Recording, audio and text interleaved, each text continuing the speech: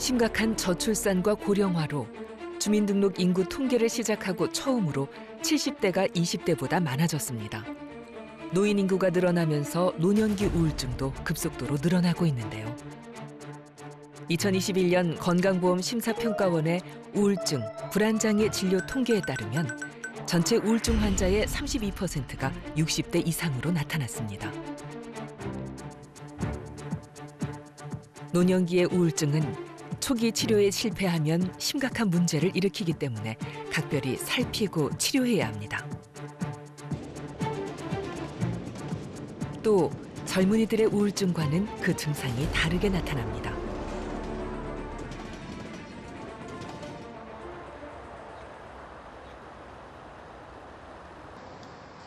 노년기 우울증 치료를 받고 있는 안현철 씨. 10년 전 예상치 못했던 이혼의 과정을 겪으며 우울증 치료를 받게 됐습니다. 내 성격이 자꾸 이상하게 거칠어지는 것 같고 뭐 요만한 일에 화가 자꾸 나고 누가 뭐라 그러면 자꾸 시비 걸게 되고 그걸 내가 제어를 못하는 거예요. 그래서 통상 60세 이상의 노년기에 발생하는 우울증을 노인성 우울증이라고 하는데요. 이 또한 뇌의 질환입니다.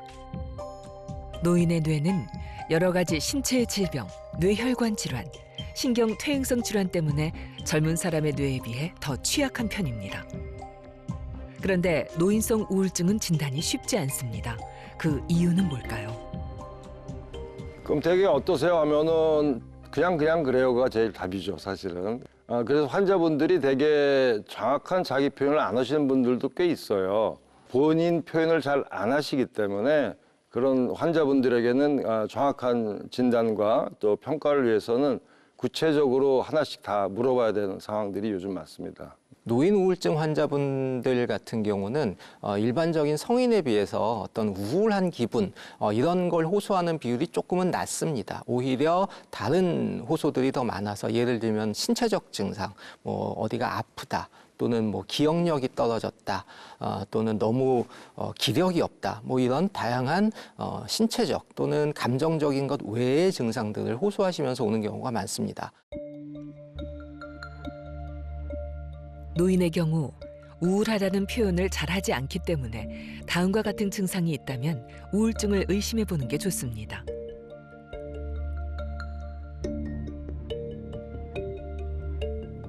일단 감정의 변화가 없고 활동량이 줄게 됩니다. 이유 없이 몸 여기저기가 아파 병원을 찾기도 하고 수면 장애를 겪거나 음주가 늘기도 합니다. 특히 기억력과 인지 기능이 떨어져 치매로 오해를 사는 경우도 많습니다.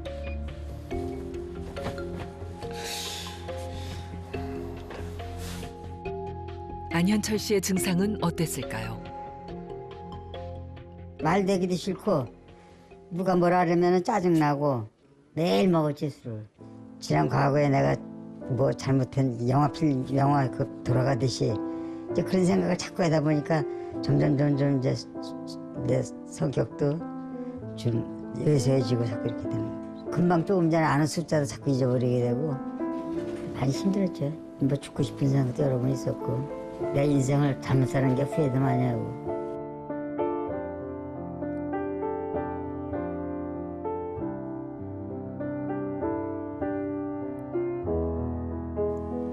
가족들과 헤어져 외로운 데다 신체적으로 약해지는 시기에 우울증이 찾아와 치료가 쉽지 않았습니다. 근데 저한테 이제 치료받으신 지도 꽤 되셨잖아요. 오래됐는데 그러다 보니까 워낙 잘 지내시고 해서 그랬지만은 연세도 드시고 하니까 혹시 요새 최근에 인지기능이라든지 기억력 이런 건 좀 어떠신 것 같아요? 제 생각에 많이 떨어진 것 같아요. 아, 그래요? 근데 별로 그런 말씀 잘 안 하셨잖아, 저한테요. 예, 그런 건 안 했죠.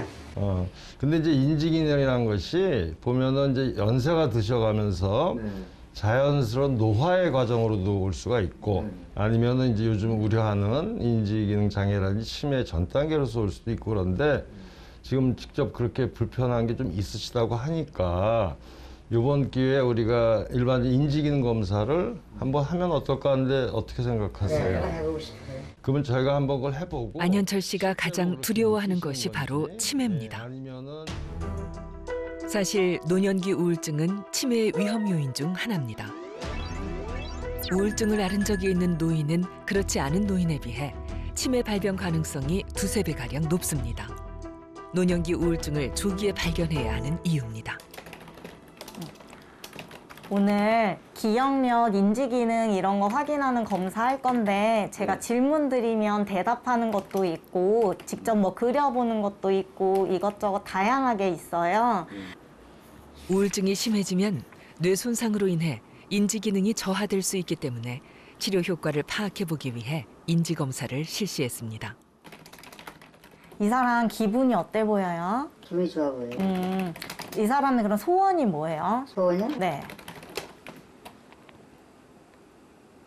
소원은 평화로운 가정을 이루고 사는 게 소원이겠죠. 감정과 기분 상태의 변화도 인지기능에 영향을 미치는 요인 중 하나입니다. 이번엔 제가 단어를 3개 불러드릴 거니까 잘 듣고 단어 3개 그대로 말해주세요.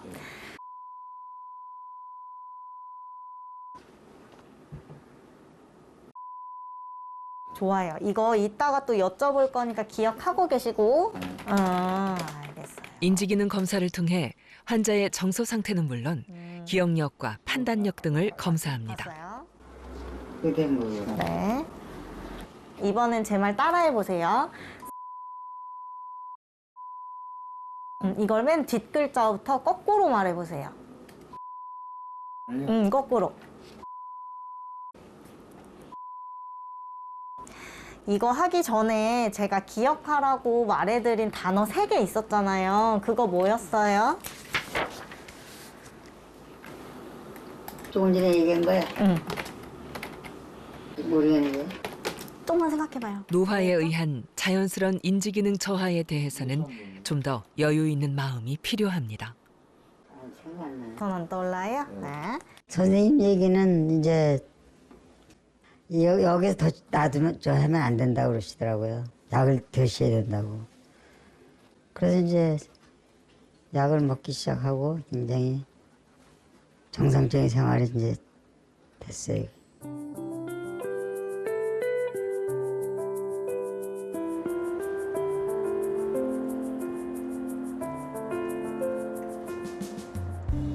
우울증이 치매의 원인이 될 수 있다는 걸 알고 난 후 열심히 약을 먹으면서 운동을 하기 시작했습니다.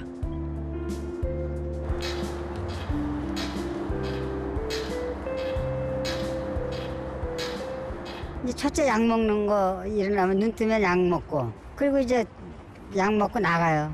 5시 새벽 5시 나가면 이제 걷는 운동하면 우선 정신적으로 맑아지고요. 또 자신감이 생기고 내 몸에 대해서 그리고 이제 좀 뭐 남하고 이렇게 뭐 해도 위축이 좀 안 되는 거 같고 내 자신이 운동을 일단 하니까 뭐 그런 거에 또 건강에 보약이다 생각하고 하는 거고.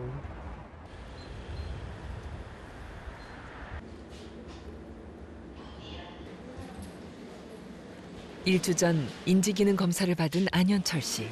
결과를 보러 왔습니다. 안녕하세요. 예, 들어오세요.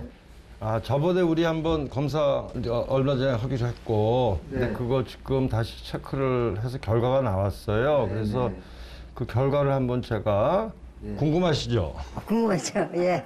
시험 보는 것 같으시죠? 노인 우울 검사라는 게 있어요. 그거 보니까 그거는 아주 경미한 수준, 거의 별로 없어요. 그러니까 지금 생각했던 것보다는 괜찮으신 거니까 걱정하실 필요는 별로 없으시고 걱정하시는 게 치매 검사 결과인데 이쪽에서도 점수가 낮지가 않으세요. 이 80세 연세 그 노화까지 우리가 생각을 한다면은 지극히 정상적인 상황을 지금 보여주고 계세요. 그래서 별 문제는 없다고 생각해요. 근데 수면 질에 안현철 씨는 우울증뿐 아니라 인지기능도 같은 연령대에 비해 좋은 것으로 나타났습니다. 안정적인 정상으로 나오세요. 수면의 질도 나쁘지 않고요.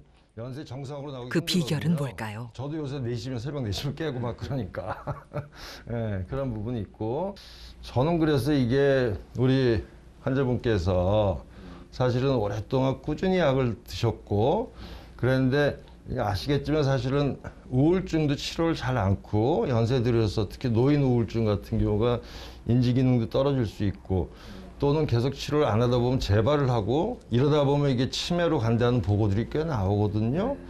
항우울제를 드시면서 이 우울증을 예방하고 있으니까 도리어 인지 기능도 일반인들보다도 더 좋게 그러면서 치매로 가는 걸 좀 막고 있다는 얘기죠. 그래서 앞으로도 더 약 잘 드시고 또 그렇게 또 다음에 또 뵐 수 있게 하겠습니다. 그래, 감사합니다. 예. 제가 암을 줘서 어떻게 나올까 걱정 많이 했거든요. 그런데 생각에 이르고 선생님 말씀이 기대 이상으로 그었어요. 일단 병원에 와서 그 얘기를 듣고 또 약을 주셔가지고 그 약을 먹은 게 제일 잘합니다. 병원에 왔다는 게 자체가.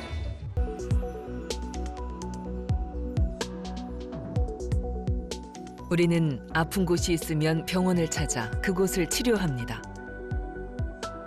그런데 우울증은 어디를 어떻게 치료하는 걸까요? 우리가 예전에는 기분이라는 게 어디 있는지를 몰랐으니까 가슴에 있고 심장에 있다고 그래서 하트 날리는 게 지금도 하고 있잖아요. 근데 심장에 여러분들이 기분이 여기 있다고 생각하지 않잖아요. 단적으로 하면 기분은 뇌가 지배를 하고 있으니까 그건 뇌병이죠. 그런 부분들을 우리가 이제 명확히 해야 될 필요가 있는 시점이죠.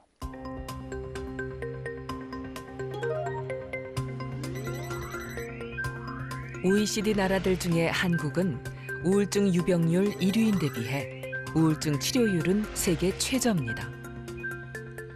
아직도 우울증을 마음의 병이라 여겨 스스로 이겨내려는 사람이 많습니다. 하지만 우울증은 마음이 약하거나 의지가 약해 생기는 병이 아닙니다.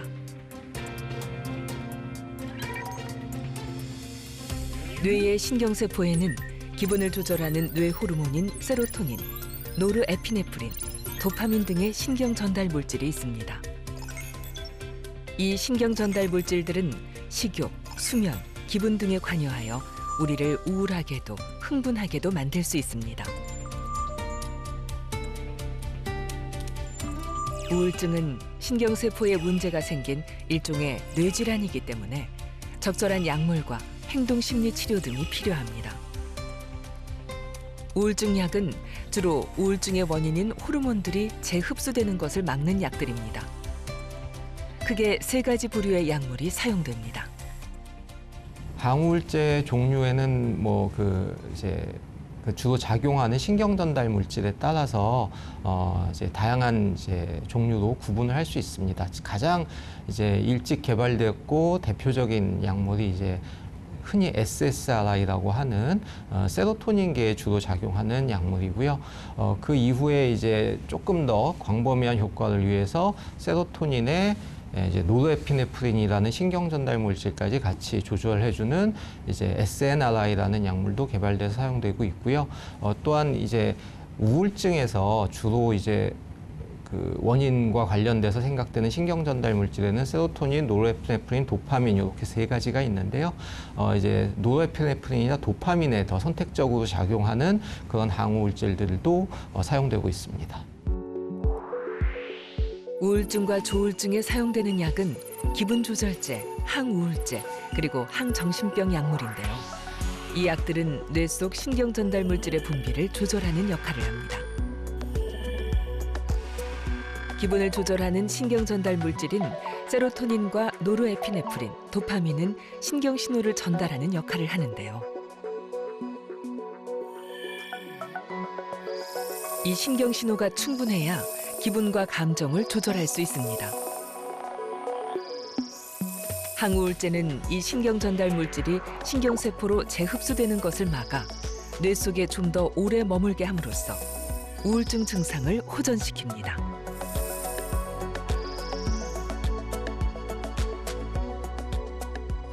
항우울제 치료의 효과를 보려면 기본적으로 4주에서 6주 이상 기다리는 게 교과서적인 그런 얘기입니다. 하지만 뭐 최근에는 한 2주 정도면은 어느 정도 효과를 판정할 수도 있겠다라는 얘기도 있는데요. 단 한 가지 주의해야 될 점은 충분한 용량을 먹고 나서 4주에서 6주를 기다려 봐야 이 약이 효과가 있는지 없는지를 판정할 수가 있습니다. 문제는 환자들이 임의로 투약을 중단하는 데 있습니다. 의외로 많은 환자들이 약을 중단해 더 큰 문제를 겪습니다. 정신과 약, 특히 우울증 약에 대한 오해들이 많습니다.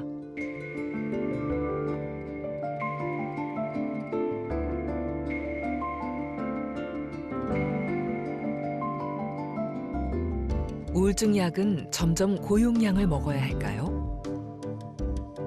X. 그러니까 모든 병을 똑같이 생각하면 돼요. 우리가 생각하는 가장 문제점은 뭐냐면은 우울증은 정신질환인데 그렇기 때문에 일반 신체질환하고 다르다고 생각하는 게 가장 큰 문제예요. 예를 들어서 우리가 당뇨병 환자가 당뇨약을 먹고 어떤 사람은 고용량으로 계속 가는 사람도 있지만은 치료 열심히 하고 다이어트하고 이런 분들은 나중에 당뇨약주 줄어들고 안 먹을 수도 있잖아요. 마찬가지로 우리도 그 우울증 환자도 치료가 잘 안 되고 열심히 안 받고 중간중간 약을 빼먹고 이런 분들은 고용량으로 갈 수밖에 없죠. 그렇지만 치료를 열심히 해서 약이 충분히 줄어들고 나중에 끊을 수가 있다는 것이죠. 우울증 약은 중독이 되나요? 우울증 약은 중독성이 없습니다. 왜냐하면 중독이 된다고 한다면 뇌에서 그 중독과 관련된 어떤 쾌락이나 보상과 관련된 그런 뇌의 부위들이 막 활성화가 되고 그거 약을 끊으면 막 금단이 나타나고 약을 계속 먹어도 내성이 생기고 뭐 이런 것들이 중요한 요인이거든요. 근데 항우울제는 그런 효과가 없습니다. 전혀. 중독과 관련된 의존성과 관련된 중추들을 직접적으로 자극하는 그런 물질들이 아니기 때문에 중독성은 없습니다. 우울증에 취약한 사람이 있나요? 모든 질환은 유전성을 갖고 있다는 것이죠. 태어날 때는 부모가 갖고 있었던 여러 가지 유전적인 요인을 갖고 태어나기 때문에 어느 일정한 시점이 됐을 때 그런 취약성을 우리가 나타내는데 쉽게 얘기해서 우리가 선생님한테 화를 꼬종을 들었는데 딱 뒤로 털고 그냥 웃으면서 지내는 사람도 있고 아니면 그걸 갖고 일주일 내내 스트레스를 받고 힘들어하는 사람이 있듯이 그게 이제 본인이 갖고 있던 어떤 그런 취약성이라고 얘기를 할 수 있는 것이죠. 그런 분들이 대개 어떤 스트레스 상황이 됐을 때는 여러 가지 질병 또는 우울증 이런 게 걸릴 확률이 훨씬 높아지는 것이죠.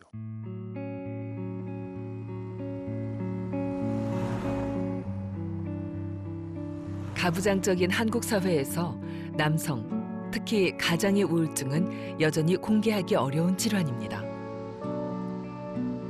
김성훈 씨에게 우울증이 찾아왔을 때 본인 자신도 아내도 그게 무엇인지 몰랐습니다. 직장 생활에서 오는 스트레스가 쌓이고 쌓였지만 이미 조직에선 관리자이기에 누구에게도 말할 수 없는 책임감, 그 무거운 짐이 김성훈 씨를 짓눌렀던 겁니다. 가장 가까이 있는 아내에게도 털어놓을 수가 없었습니다. 네, 워낙 회사에서 일을 하고 늦게 오거든요. 그러니까 그렇게 많이 대화를 하거나 이제 하더라도 애들 얘기 위주로 하고 그냥 빨리 또 자야 되고 이제 이런 상황이기 때문에 그렇게 부닥칠 일이 없었어요. 그래서 전혀 몰랐죠. 그냥 저 사람이 회사에서 오는 스트레스를 받았나 보다. 그냥 이런 식으로 생각하고 말거나 이제 그랬었던 거예요. 점점 무기력해지고 집중력도 떨어지는 데다 무엇보다 시간만 나면 잠을 잤습니다. 특별하게 뭐 할 일도 없고 또 눈 떠가지고 있는 게 괴로우니까 오히려 잠으로 수면으로 도피하는 그런 증상이 있어서 잠을 또 굉장히 많이 자요. 12시간 이상 뭐 어떤 날은 18시간, 20시간 그렇게 침대에 누워서 자고. 우울증은 수면과 깊은 연관이 있는데요. 스트레스로 인해 신경 전달 물질의 불균형이 발생하면서 수면 장애를 일으키게 됩니다. 반대로 과다 수면은 회피 행동 중 하나입니다. 우울이나 부정적 감정을 피하기 위해 잠을 오래 자는 것이죠. 스트레스를 많이 받고 그러면 일부 환자분들에서는 과수면이 오고 에너지가 떨어지면서 하루 종일 졸리고 뭐 하루 종일 누워 있고 뭐 이런 식으로 나타나는 경우도 있어요. 그런 경우에는 실제 행동을 아무것도 못 하기 때문에 본인 스스로도 되게 좀 이렇게 잠을 오래 잔다고 해서 편해지는 게 아니거든요. 그렇기 때문에 이분은 약간 에너지 수준이나 또는 이제 과수면과 같이 그런 어떤 너무 이제 처지는 증상들 이런 부분들을 좀 개선하기 위한 약물을 주로 선택을 해서 이제 치료를 하고 있고요. 우울증을 치료하기 위해선 먼저 처방받은 약물을 꾸준히 먹으면서 뇌와 마음이 함께 쉴 수 있는 시간을 만들어주는 것이 좋습니다. 김성훈 씨는 일상의 루틴을 몇 가지 만들었는데요. 규칙적으로 일어나 운동을 하고 정해진 시간에 도서관을 방문해 책을 읽습니다. 또 가족과 시간을 보내며 평소의 생활 패턴을 찾기 위해 노력하고 있습니다.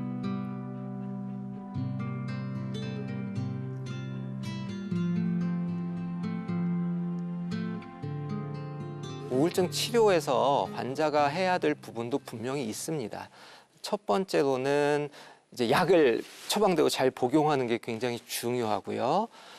또 한 가지는 생활 리듬을 유지하는 게 굉장히 중요합니다. 아주 심한 상태가 아니고 만약에 어느 정도 일상생활을 하실 수 있는 상황이라면 항우울제를 드시면서 동시에 규칙적인 수면, 규칙적인 생활, 적절한 운동 이런 것들을 해 나가시면 훨씬 더 빨리 호전되는 그런 결과를 볼 수 있습니다.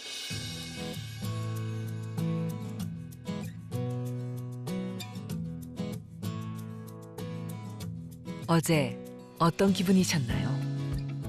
오늘 행복하신가요? 바빠서, 여유가 없어서, 혹은 몰라서 챙기지 못했던 나의 마음. 오늘은 꼭 한번 살펴보는 건 어떨까요?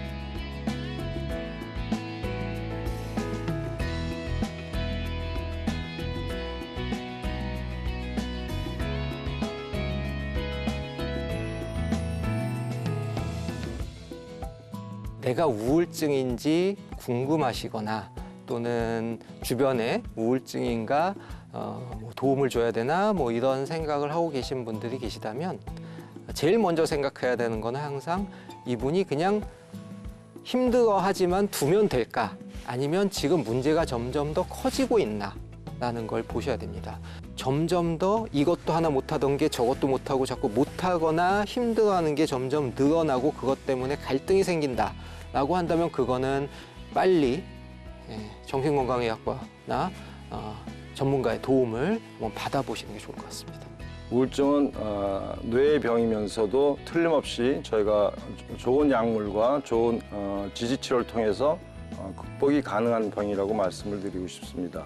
이 우울병이라는 것 자체가 심약해서 생기는 병이라는 것은 잘못된 편견이기 때문에 그러한 부분들을 꼭 여러분들께서는 잊지 마시고 병원에 와서 우울증 전문가들과 상의를 하시면은 아마 여러분들의 생활도 앞으로 밝고 희망찬 날로 갈 거라고 생각하고, 마지막으로 항우울제는 우리가 생각하는 그런 편견 속에 있는 중독성 또는 의존성 이런 게 없는 약제이기 때문에 특히 우울증 약물 치료에 대해서는 여러분들께서 두려워하지 마시고 담당 의사와 잘 상의해서 좋은 약물로 좋은 치료를 하시길 바라겠습니다.